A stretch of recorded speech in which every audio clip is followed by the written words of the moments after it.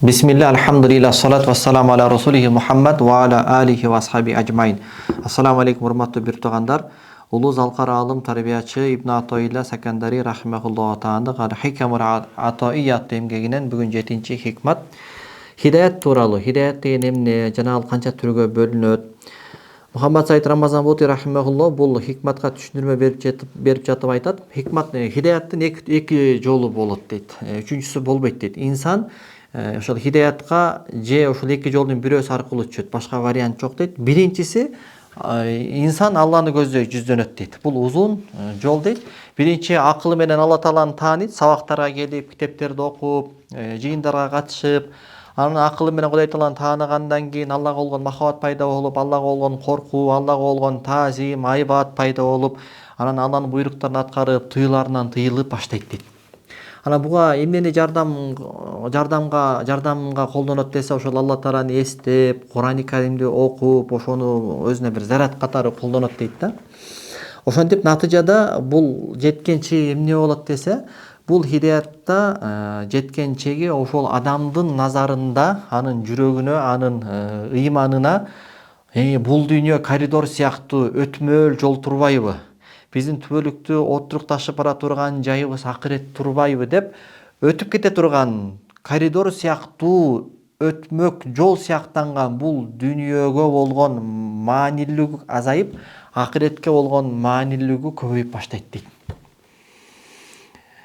Ал эми экинчиси болсо тескерисинче инсан Аллах Тааланы көздөй эмес, Аллах инсанды көздөй жүздөнөт дейт. Ошол инсандын кайсыл бир сапаты Аллахка жагат дейт. Ал кайсы сапат экенин биз билбейбиз дейт. Анан ошондон улам Аллах ага өзүн таанытуунун бир терезесин ачып коет дейт. Бул көп убакытты талап кылбайт дейт. Аз гана убакытта Алла Таала ага ушундай бир хидаяттын терезесин ачканда адашуунун, Алладан болгон алыстыктын чуңкурунан хидаяттын, марифатуллонун, ирфандын өңсөсүнө заматта көз ирмемде чыга калат дейт. Буга Кур'ани Каримде далил барбы десе, ооба, астайду билlah Шура сүрөсүндө Аллаху яжтаби илайхи ман яша ва яхди илайхи ман юниб. Алла Таала өзүнө кимди кааласа ижтиба кылат дейт, тандап алат дейт. Демек караңыз, бул жерде Аллах кимди кааласа тандап алат экен. Биз бул жерде биздин инсандын ролу жок экен бул жерде. Инсандын эч кандай ролу жок экен бул жерде. Аллах өзү каалаган инсанды тандап алат экен. Бул хидаяттын түрүнө. Ва яхди илайхи ман юниб уландысында ал эми өзүнө карай туура жолго салат, хидаяттын туура жолуна салат. Аллах ким Аллага юниб, тооба кылып кайтса. Эми бул жерде көңүл бура турган болсок, көпчүлүк адамзат хидаяттын ушул экинчи түрүнө буйрулганбыз. Эй Талгат, эй Абдусамат, эй баланча, сен мени көздөй умтул. Фазкуруни азкуркум. Мени эстегиле, мен силерди эстеймин. Анулзимукумуха ва антум лаха карихун. Өзүңөр жактырбай тетири бурулуп качып жатсаңар, биз силерге иманды чаптап берелиби? Пенде мага бир алакан жакындаса, мен ага бир чыканак жакындайм. Пенде мага бир чыканак жакындаса, мен ага бир кулаш жакындайм. Пенде мага басса, мен ага чуркайм деп пенденин Алланы көздөй умтулуусун, Аллага кайтуусун, тооба кылуусун талап кылат. Жана көпчүлүк адамзат хидаятка ушул жол менен келүүгө буйрулган. Бул жерден эч ким жанакы мага жакты, ошол кыска жол экен, Алла мени тандап алсын, мага өзү Аллах хидаяттын пардасын ачып койсун, окошкасын ачып койсун деп биз тандай албайбыз. Анткени ал аятта Аллах өзүнө кимди каалаганын иштиба кылып. Алла Таала кимди кааларын биз билбейбиз. Эми ушул жерде Ибн Атоилла Сакандари бул хикматты айтып атат да, ушул хикматтын өзүн окуп коелу. Иза фатаха лака важхатан минат та'риф фала тубали махан qalла амалук. Эгерде Аллах сага өзүн таанытайын деп хидаяттын терезесин ачып койсо, амалыңдын аз болгонуна таң калба, шекке түшүп калба дейт. Анткени Аллах сага хидаяттын терезесин ачканы тек гана ал сага өзүн таанытууну каалаганы, Алам та'лам анна ta'rufa huwa muriduhu aleyk wal a'malu anta muhdiha ilayhi wa aynama tahdi ilayhi mimma huwa muriduhu aleyk. Эми ошо хидаяттын эки түрү, бирөөсү инсандын Аллахка болгон хидаяты, бирөөсү Аллахтын инсанга болгон хидаяты, экөөнү салыштырып жатат да. Аллахтын сага хидаят берип, өзү сага кадам таштаганы, өзү сага жүздөнгөнү бул каякта, анан сен Аллага умтулуп, өзүң амал кылып, Алланы көздөй жүздөнгөнүң бул каякта, экөөнүн ортосунда асман менен жердей чоң бир айырма бар дейт. Анан буга тарыхта мисалдар барбы десе, ооба дейт. Пайгамбарыбыздын сахабаларынын көпчүлүгү хидаяттын ушул жолу менен келген дейт. Мисалы, өтө копол өмүр малы менен өткөн бедуин Мединада пайгамбарыбыз отурган жыйынга ушундай бир бутун чечпей, баягы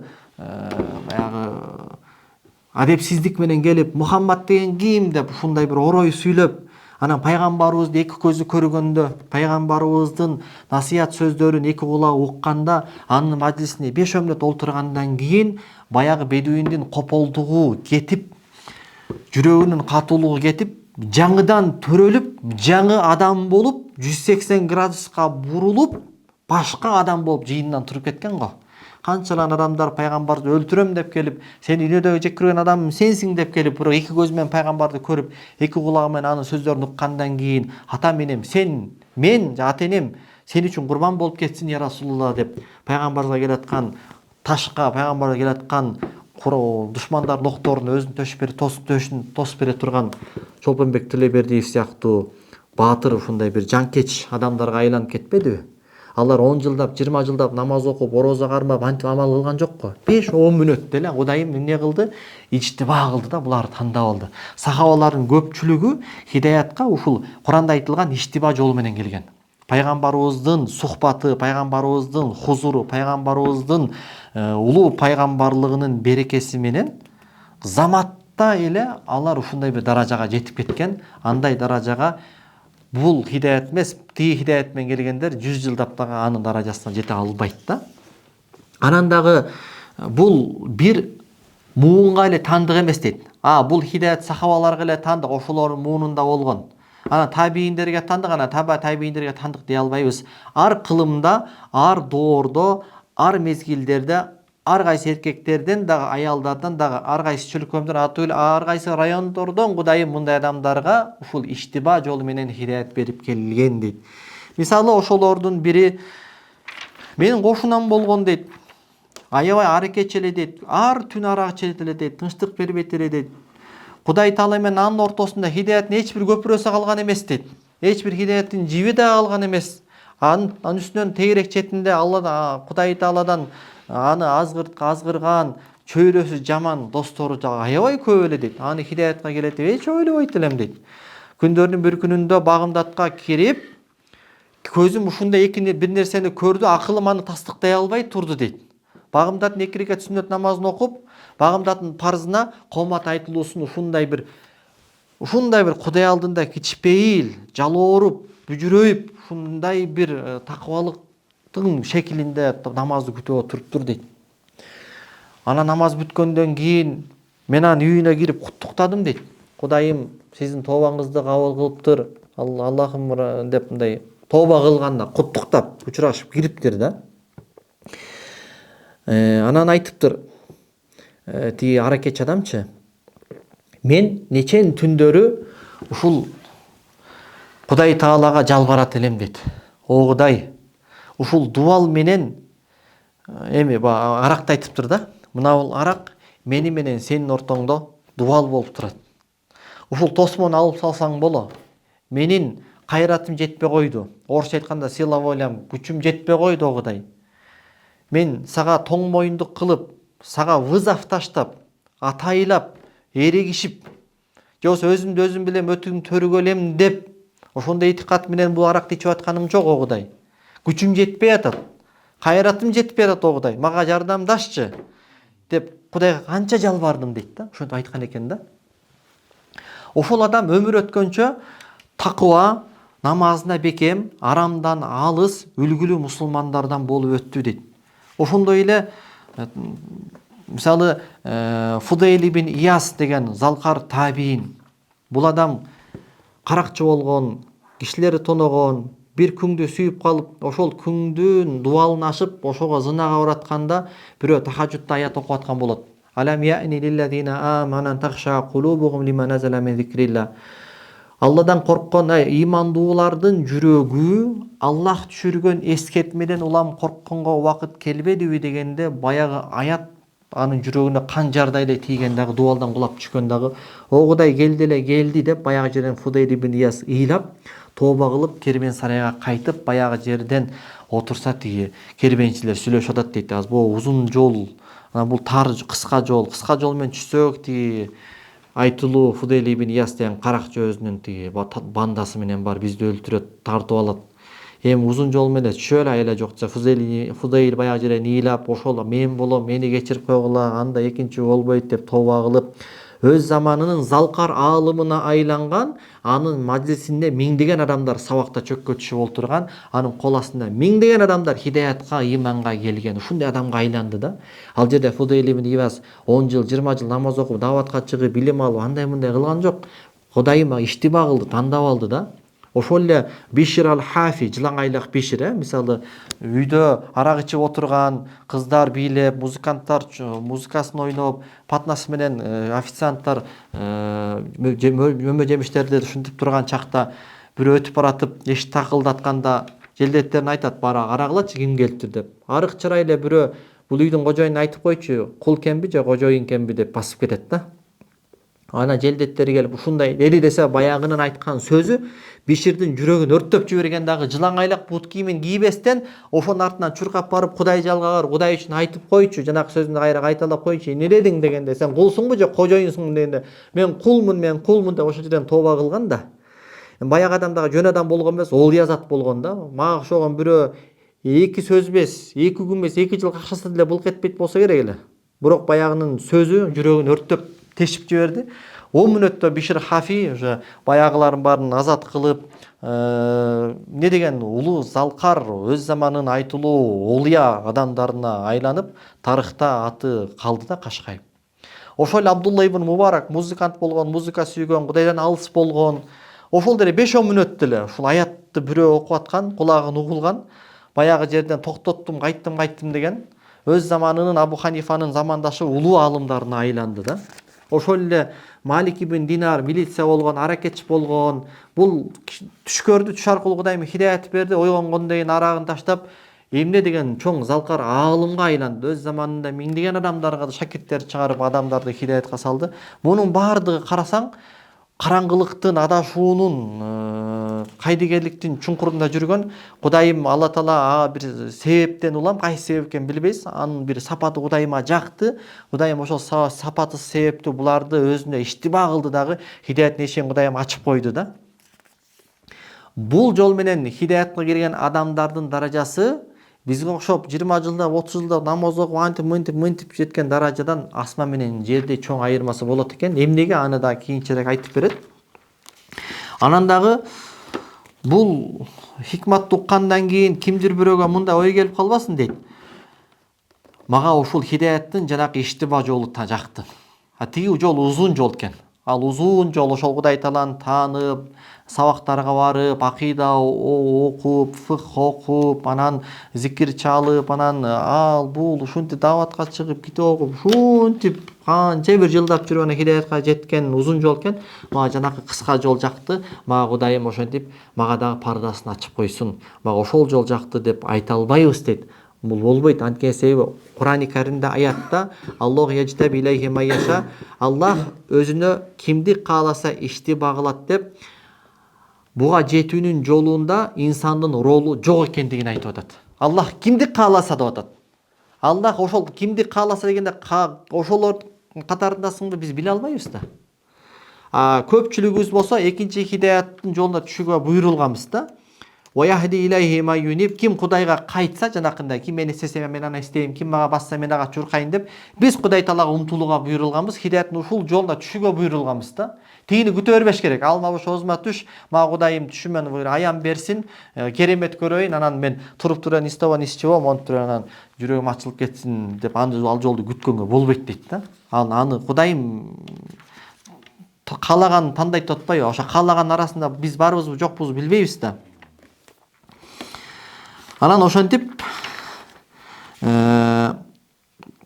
бул жерден бир суроо бериши мүмкүн дейт бирөө жарымчы. Жанакы окшогон адамдарга, мисалы ошол Малик ибн Динар, Фудайл ибн Ияс, Бишр Хафи же жанакы Рамазан Бутыйдын кошунасы тиги Аракеч. Булар кайсыл касиетинен Кудайым бул жолго аларды иштебагыл тандап алды деп сурай көрбөгүн дейт. Анткени буга так жооп жок.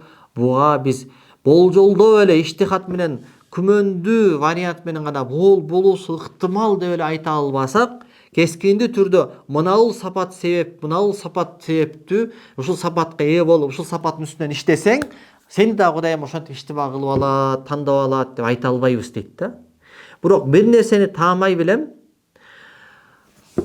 Жанакы адамдарды эле өткөн чагын карасаң, күнөөнүн баткагына батып жүргөн адамдар болуп атпайбы?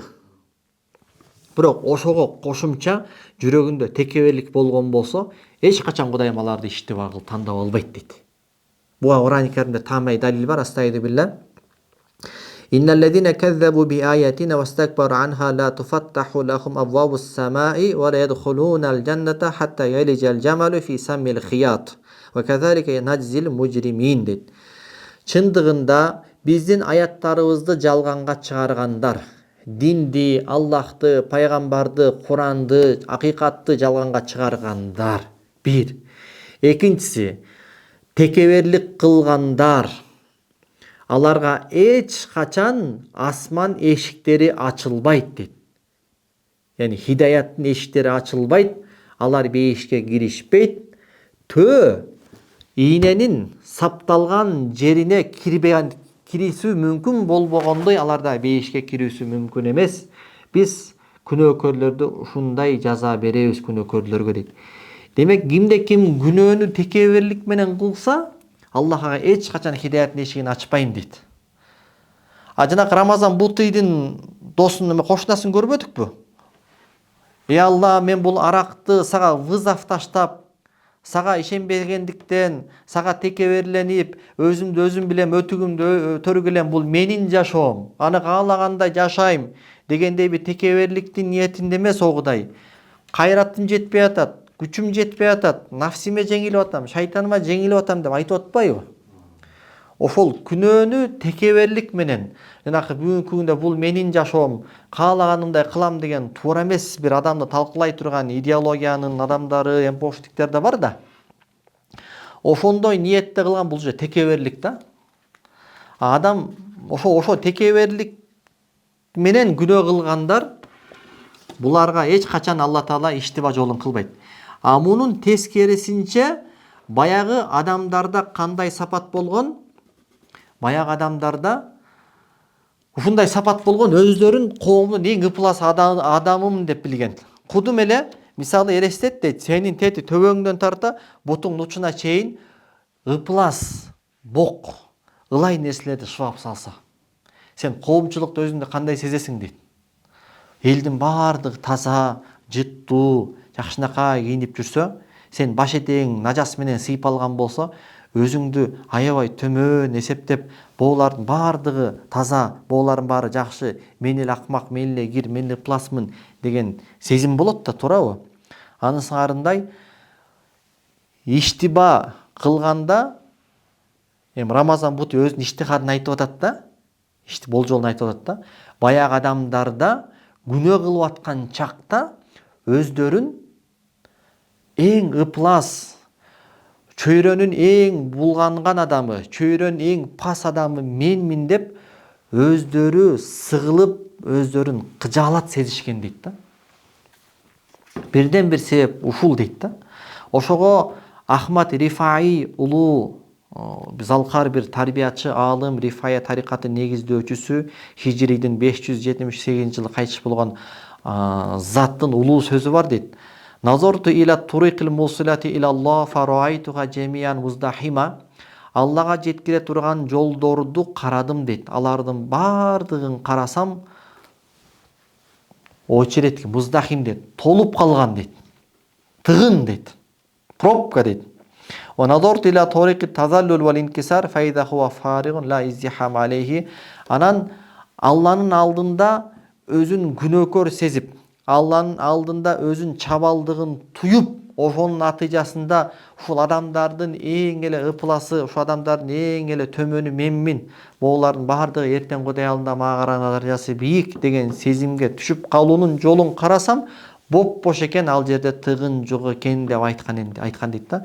Ошого итаат, курбанчылык, шариат илимдерин алуу, аны менен алек болуу, даават кылуу, Аллага чакыруу, жихад жолу, ажылык кылуу, умра кылуу жана башка амалдардын көпчүлүгүндө баягы адамдын нафсиси Кур'ан-ы Каримде аммаротун биссу, ар дайым тынымсыз жамандыкка мындай бир буйруп турат деген негизден алып караганда, сөзсүз өзүнүн үлүштөрү кандайдыр бир деңгээлде аралашып кетет дейт да. Ажылыкка барса өзүнүн жеке кызыкчылыктары кандайдыр бир деңгээлде аралашып кетет дейт. Зекет берип атса дагы, орозо кармап атса дагы ушу ден соолугума пайда болот. 11 ай бою курсагымды, ашказанымды жаман пресстеп салдым. Раз диета улуп атпайбы деп, же болбосочу, намазга бартканда ден соолугума жакшы басайынчы, тазалап жутайынчы. Айтор дагы башка, же материалдык, же физический, же моралдык, же руханий, же эл көрсүн, атактан жана башка кандайдыр бир деңгээлде адамдын жанакы Куранда айтылгандай жамандыкка нафсиси үндөп турат дегендей бир жеке үлүштөрү аралашып кетет дейт да. Ошондуктан Саид Рифаи, Ахмад Рифаи айтып атат. Аллага мунун баары ооба Аллага жеткире турган жол. Бирок ошол Аллага жеткире турган жолду карасам тыгын экен дейт. Адамдардын баардыгы умрага умтулуп атат, адамдар баардыгы ажылыкка умтулуп атат, шариат илимин алганга умтулуп атат, зекет бергенге умтулуп атат, намаз окуганга, орозо кармаганга, ушундай бир нерселерге умтулуп жатат баардыгы. Бирок жанакынтип руханий жактан Кудай алдында өзүнүн чабалдыгын билип, ушул адамдардын эң эле пас, эң эле төмөнү менмин деген бир кичпейилдүүлүктүн жолуна карай турган болсоң, аяк боп-бош дейт, тыгын жок дейт да. Анткени адам нафсисине жакпайт. Адам сөзсүз түрдө бир зекет берсе, көпчүлүгү ушул эл билсе деп каалайт, өзүнүн героизмин, өзүнүн жакшылыктарын адамдардын угуп калуусун каалайт. Бирок адамдарга билинбей, көлөкөдө ушундай билинбей, хадисте айтылгандай, Алла Таала ушундай пендени сүйөт. Көпчүлүктө ай баланча каякта, тиги жокко деп изделинбейт. Анткени эч ким анын иши жок да, эл алдында кадыр баркы жок. Анан бар болсо тетиги эле адам да деп бирөө жарманы сөмейин кезебейт. Мындай бир атаң таңкы деле жок, ушундай бир адамдарды Кудайым сүйөт дегенинде сыр эмне болуп атат? Анткени баягы адамда текеберлик, эл көрсүн деген жанакындай жаман сезимдер жоктугунан баягы жөнөкөйлүк, кичпейилдүүлүк жөнүндө кеп болуп атат да. Ошого Кудайым иштиба кылса айтпадыбы, себебин биз биле албайбыз депчи. Бирок менин болжолумда ушул сапат болуш керек дейт да. Ошол адамдардын өткөн таржымалында сыртынан күнөө кылып жүргөн чакта дагы ушул кыжаалат, кыйналуу, кысталуу, ушул мен акмак болдум, адамдардын баардыгы менден артык, мен адамдардын эң пасымын деп өзүн бир нажаска боелгондой коомчулуктун бир чириткиси сыяктуу өзүн сезет да ушундай бир.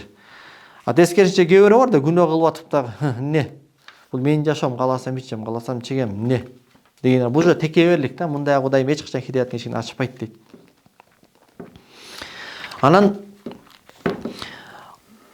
мындай адамдар вахтату шухуд даражасына жетип алышат дейт. Алар асманды карап, тоолорду карап, деңиздерди карап, жан жаныбарларды карап, өсүмдүктөрдү карап, Кур'ан-ы Каримде айтылгандай, я'ламуна зохирун минал хаяти дуния, алар Алладан кайдыгер болгондор бул дүйнөнүн сырткы көрүнүшүн гана көрөт дейт. Океанды көрүп, сонункен деп коет, балыктарды көрүп, сонункен деп коет, жаныбарларды, токойлорду көрүп, сонункен коз экен, ай деп коет. Вахум анил ахирати хум гафилун, бирок акыреттен кайдыгер дейт. Ошонун ар жагын көрө албайт. Токойду көрүп, токойдун ээсин, Аллахты көрө албайт. Океанды көрүп, анда балыктарды, флора фаунаны көрүп, анын чебер жаратуучусу, санаткери, жаратуучусу Алла Тааланы көрүп, огудай жаратканыңа айланайын. Сенин санатыңа айланайын. Эмне деген кудурет, эмне деген мээрим, эмне деген ажайып нерсе огудай. Ушул эле ушундай кооз, сен өзүң кандай чырайлуусуң деп ар жак өтө албайт дейт да. Мындай адамдар болсо, ар нерсени көргөндө ар жак Аллахка өтүп кете берет дейт. Баягы Саид Нурси рахималла айткандай, бул кандай сонун дебестен, бул кандай сонун жаратылган дегенге өтүп калат да. Ар нерсени көрсө, ар жака Алла өтүп кете берет. Биз биякта алма жеп жыргап атсак, ал алманы жеп атып дагы, ушу алманы жараткан Алла Таала кандай деп алманын ар жагына өтүп кетет дейт. Биз көлгө түшүп жыргап атсак, ал көлдүн ар жагы Алланы эстеп өтүп өтүп кетет. Биз асманда карап алып, качы жылдыз учуп кетти деп атсак, ал жылдыздын ээси Аллага өтүп кетет. Ушундай вахдат ушугут ар нерсени көргөндө ошол нерсенин ээсин, санатын көрө берет дейт да. Анан демек, бул жерде хикматты дагы бир жолу кайталап коебуз аягында. Хидаяттын эки жолу бар экен. Биринчиси иза фатаха лака вижхадан минат таарруфи фала тубали махан қалла амалик. Эгерде Аллах кимдир бирөөгө өзүн таанытуунун бир окошкасын, терезесин ачып койсо, анын амалы аз болсо дагы сен ага таң калбагын дейт. Анткени Алла Таала ага бул терезени ачып койду. Аллах ага өзүн таанытууну каалагандыктан дейт. Эми ушул жерден амалың аз болсо дагы таң калбагын деп атпайбы? Ушул жерден кээ бир көз боемочу сопулар бар дейт да. Баягы ар нерседе өзүнүн фальшивый нерселери чыгат да. Ошолор ушул хикматты, ушул мыйзамды, демек, көрдүңөрбү? Фудейл ибн Ияс, палан түкүн сахабалар 10 жылдап, 20 жылдап намаз окубай эле, Кудайым 5-10 мүнөттө эле жанакы иштибанын жолу менен хидаятка алып келип койду. Еще бул хидаят 20-30 жылдап келген хидаяттан дагы асман менен жердей бийик айырмасы бар. Демек, бул хидаятка жеткен адам намаз окубай эле койсо болот. Ибадат кылбай эле койсо болот деп адашкан шайтандын достору болгон кээ бир тарикатты жаман көргөзгөн сопулар бар дейт да. Алла Таала Кур'ан-ы Каримде «Ва'буд роббака хатта я'тиякал яқин» ачык аятта «Эгеңе сыйын, ибадат кыл, сага өлүм келгенге чейин» деп пайгамбарыбызга кайрылып жатат. Бул аятта Ибн Атуайла Сакандари хидаятка чейинки нерсени айтып атат. Баягылар амал деле кылган эмес, өткөн чагын карасаң амал эмес, наоборот, күнөөнүн баткагында жүрүшпөйбү? Бирок хидаятка келгенден кийин албетте алар амалдарында өтө бекем болгон. Намаздарында бекем болгон, нафил ибадаттары өтө көп болгон, бул дүйнөдөн кечил болгон, захид болгон. Бул амалдын аз болгондугу ушул хидаят берилгенге чейин эч бир мааниси жок да. О аятта мен ага ишенбейм. Кантип эле 20-30 жыл намаз окубай туруп эле ана 5-10 мүнөттө эле ушинтип хидаятка келип калсын деп таң калып, бул түрдөгү хидаятка шек келтирип албагын дейт. Бирок бул түрдөгү адам хидаятка келгенден кийинки амалдарын көрүп ал дейт да. Амалдарын көрүп ал дейт. Жараткан Алла Таала бардыгыбызды иман ислам жолунда кадамыбызды бекем кылсын. Субханакалла бихамдик. Ашхаду ан ла илаха илля анта астагфирука ва атубу илейк.